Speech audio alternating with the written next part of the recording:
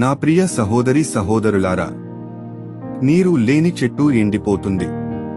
ప్రార్థన లేని కుటుంబం పతనమైపోతుంది. మీరు మీ కుటుంబాలు అభివృద్ధి చెందడానికి, ఆశీర్వదించబడడానికి ఒక ఇద్దరు వ్యక్తులను మీకు చూపిస్తాను. లేఖనంలో నుండి 1. విశ్వాసులకు తండ్రి అయిన అబ్రహాము జీవితంలో, కుటుంబములో ప్రార్థన ఉన్నది. అందుకే అబ్రహాము కుటుంబం క్రమక్రమముగా దీవించబడినది. మన కుటుంబాలు దీవించబడడానికి అబ్రహాము కుటుంబము ఒక మాదిరికరమైన కుటుంబం. 2. పతనమైన కుటుంబం. సొదొమ గొమొర్రా పట్టణములో నివాసము చేసిన లోతు కుటుంబం పతనమైపోయింది. దీనికి కారణం వారి కుటుంబంలో ప్రార్థన అనుభవము లేదు. అందుకే లోతు కుటుంబం పతనమైనది.